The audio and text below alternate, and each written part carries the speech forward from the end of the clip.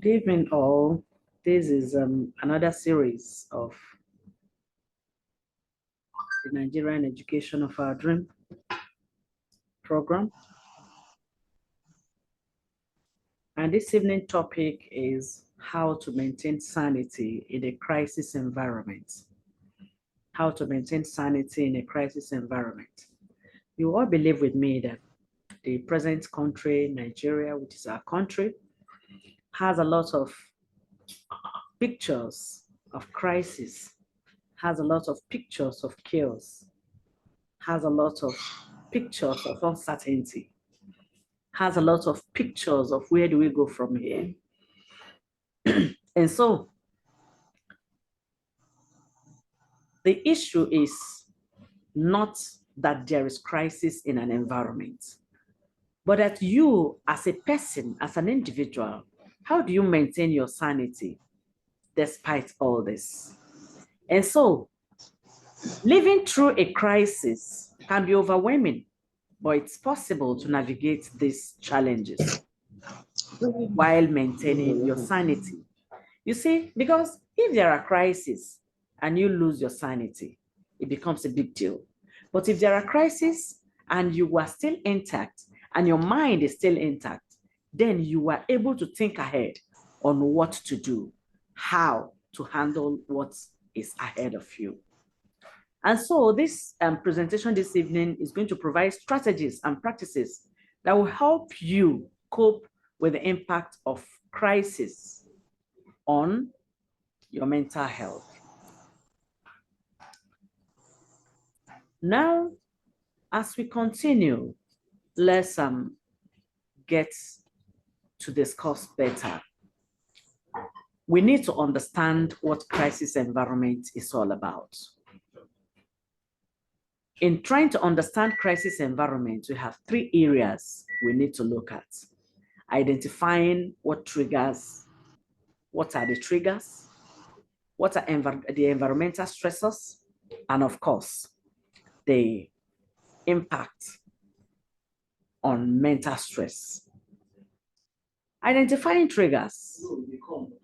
You need to recognize the signs and situations that may lead to a crisis. It's crucial for preparedness and proactive response. What am I trying to say here? If everyone have various triggers in life,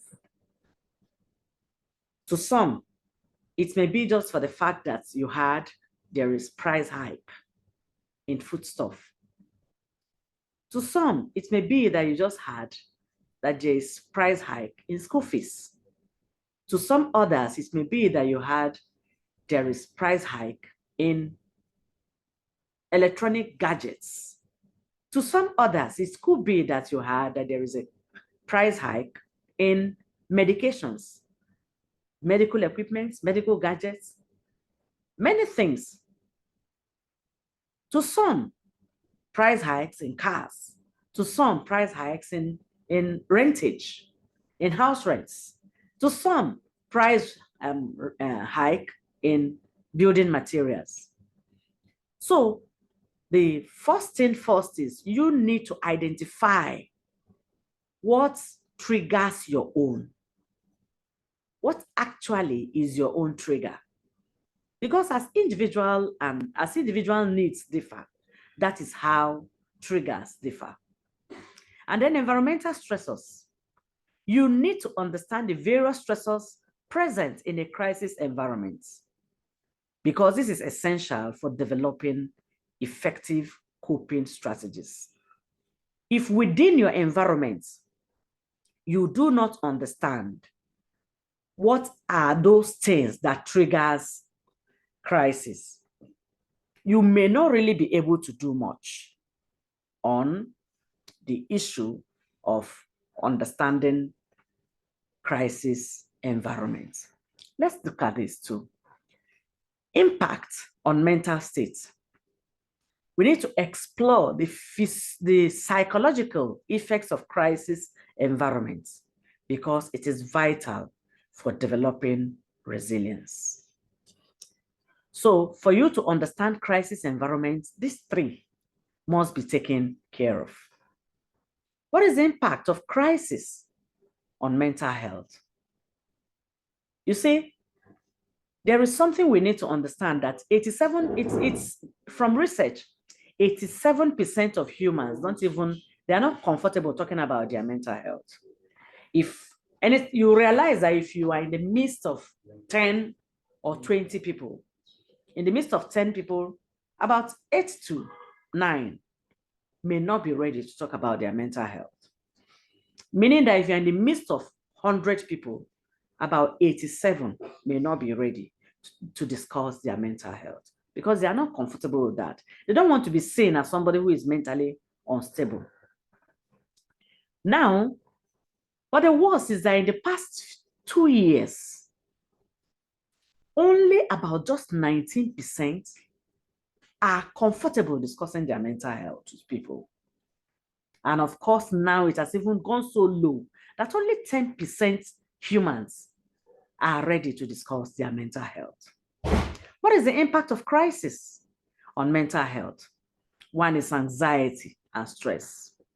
The rise in anxiety and stress levels during a crisis can significantly impact mental health. You see, these days, people are easily anxious. What is the next thing? What did they say is happening here? What did they say is happening there? Oh, it's like it's coming close to me and the rest of them. And then depression and isolation. Many people tend to be living alone, even in the midst of living among many people, because they are so carried away by certain things they do only by themselves, certain things they just do alone, they walk alone. You realize that even if they are in the midst of about 20 people or even about 10 people or even about 5 people, the person is still lonely. Then depression and isolation. Then trauma responses. A lot of people have passed through a lot of trauma in their life. And so you realize that alone keeps reminding them that they are not really safe, as it may seem. So what are the strategies for maintaining sanity during crisis? Because as for crisis, yes, it exists and it is on, most especially in the Nigeria we find ourselves now. But should we remain there because there is crisis? No. We should think more of how to maintain our sanity, how we will still be fine despite the fact that there is crisis. There is what we call grounding techniques. Grounding techniques. Under grounding techniques, you need to discover methods to ground yourself during a crisis. That is, helping to maintain stability and clarity of mind. What am I trying to say? You need to tell yourself that there has been crisis, there were crises, there are crises now, there will continue to be crisis. But should you be completely down because there is crisis? The answer is no. Others have survived. You have survived many. And